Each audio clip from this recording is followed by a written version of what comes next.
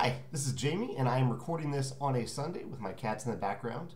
This is my second Sunday Sit-Down video. I haven't called it that before, but last week I filmed a Red Rising related video where I kind of just sat down and talked to the camera for a little while without trying to be particularly eloquent or succinct like I do in my other game design videos.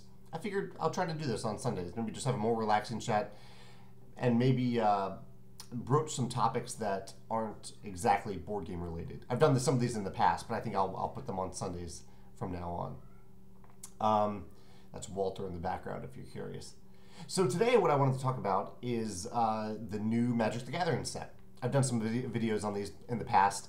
Whenever a new Magic set comes out, I like to play a few drafts online to get a feel for the innovative mechanisms, the world building, all that cool stuff that Wizards of the Coast does so well with Magic the Gathering.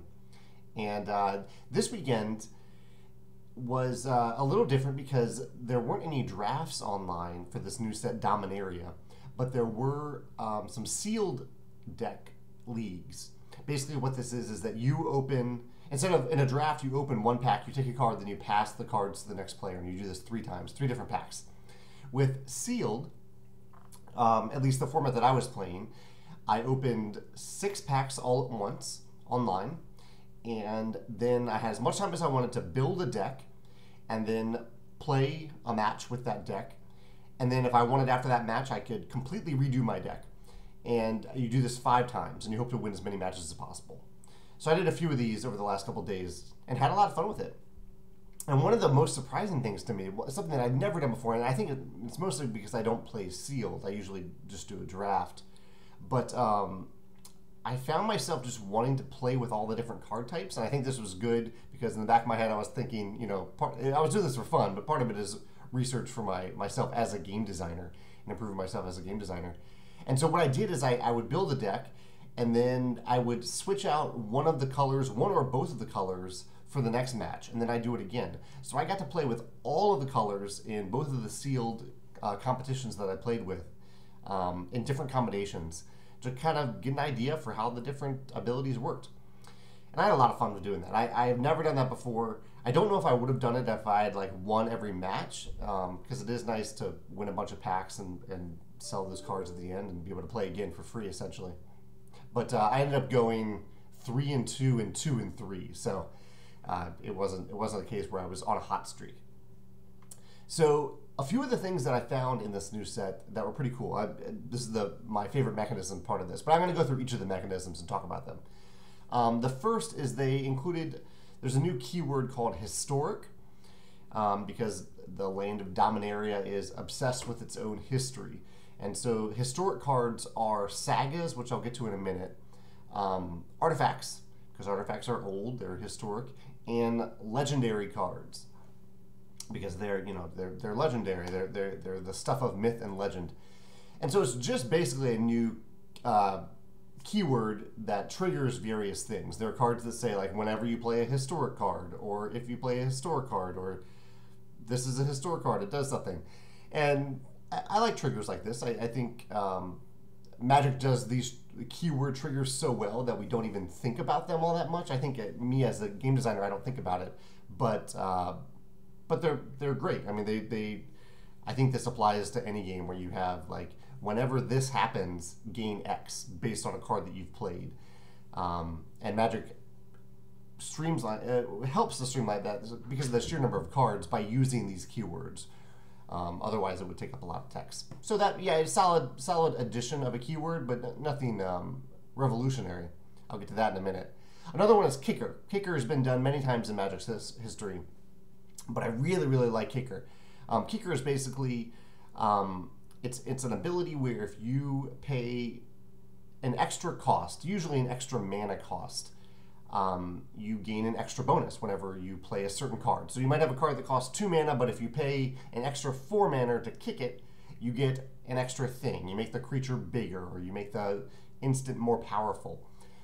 And kicker, I think, is one of the best mechanisms in Magic because you can play, it gives you an interesting choice. Like, do you play a card now, or do you play it later? And yes, you have that choice with any card, but kicker makes that choice a little extra agonizing because often, like, you can play the card early on, which is good because that way you're not having to save up a bunch of mana to play a card and getting stuck with that card. But it might be super powerful if you hold on to it and wait a few more rounds and see if you get that extra mana. And so it's a really, really excellent choice. And it's one that just feels fun either way. Yeah, I mean, for me, there is that feeling like when I play a kicker card, a card with kicker, without the kicker, I'm like, I wish, I'm not using it to the fullest of its ability. But usually the cards are pretty good as they are. So I just think it's a really, really clever mechanism that hits a lot of some of the pain points in Magic and makes them fun and adds an extra level of decision making. So those are good. That also is not a new mechanism. That's been in many sets, but I like that they put that in this set. Okay, so here we're getting to some of the really new stuff. Let's talk about, I have a list right below my monitor here. We have sagas. Let's talk about those. So I mentioned those before. Sagas are a completely new card type, which is pretty rare for Magic that they introduce a completely new card type. And they're intended to kind of tell the story of Dominaria. And they do so, I think, in a really, really cool way, both in terms of their aesthetic design and their functionality.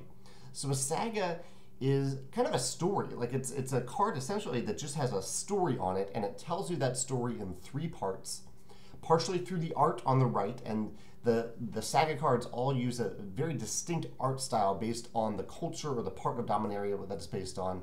I don't get too wrapped up in the theme, but I really like that that artistic side, especially with sagas. The functional side, when a saga comes into play, it does something right away, and you put a counter on it. And then I believe it's at the beginning of your next turn, it triggers again, and you put another counter on it. And usually the first 2 triggers are the same. Like there's one that I had that says put 2 cards from your deck into your graveyard, and then return 1 creature card to your hand. I think it's something like that. And then the third one, the third part of the saga, part 3, the end of the trilogy of the saga, is usually a big thing that happens. And it's usually related to the first 2 things that you were doing. So if you can keep that saga in play, which is likely, it's an enchantment, there isn't a lot of enchantment removal. If you can keep that saga in play for all 3 segments of the saga, you usually get something pretty awesome in return. I really like this progression. I like the story the card tells, both thematically, and that you can kind of, because of that mechanical connection between the first 2 things that happen and the big last thing, you can see the build up, and you can try to maximize that big thing. You have a little bit of time after you play the card to maximize what that big thing is. I also like that that it has this sense of progression, and it's passive progression. You don't have to do anything actively every round to make the saga worthwhile. It does its thing round after round after you initially play that. I really, really like that aspect of it. This might be my favorite part of the new set, the sagas. The last, I guess there are 2 things. One is legendary creatures, because this set is all about legends. There are a lot of legendary creatures in Magic. And the one thing I wanted to highlight here about the legendary creatures, because they're all throughout Magic the Gathering, but there's just a lot of them in Dominaria, the new set. The one thing I want to highlight is that I like that we put these specific names and faces on people. Like a lot of times in Magic, you're just playing these creatures and whatever you're playing, these cards that you're playing, and they might have really cool art, maybe even have a cool name, but you kind of forget about them because there's tons of them. They're not unique. But the legends, by giving them a name and a face, and it gives this extra sense of story to them, this extra sense of connection. And I think that's a good thing for me to remember in other games that I'm designing, that giving cards specific names rather than just saying, oh, this is a wolf, saying that this is, Peter the Wolf, or whatever the name is. If you give them a name, that gives players something extra to grasp onto. They know what to call that wolf. They can call the wolf Peter now. This is Peter. I'm attacking with Peter. I'm not attacking with general, just a generic wolf. And it gives that extra sense of connection to the wolf, or whatever the creature is. So I really like that.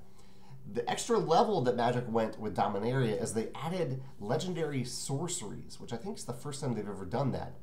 Sorceries aren't permanent cards. They're things that you play on your turn and they go away. and the legendary subtype has never been attached to sorceries before, and I think this is really cool. The great thing about these sorceries is that they're very powerful. They're the thing of legends, like once in a lifetime level, power level spells that you'll cast. But the catch is that you must have a legendary permanent in play to play a legendary sorcery. This is the big catch there, because while there are a lot of legends in the set, they're also like a major target of removal. Like, usually they're very good, so opponents are trying to remove them. So you not only have to get that legendary sorcery in your hand, but you also have to get a legendary permanent in play. Not a specific one, any legendary permanent, and then you can play the legendary sorcery.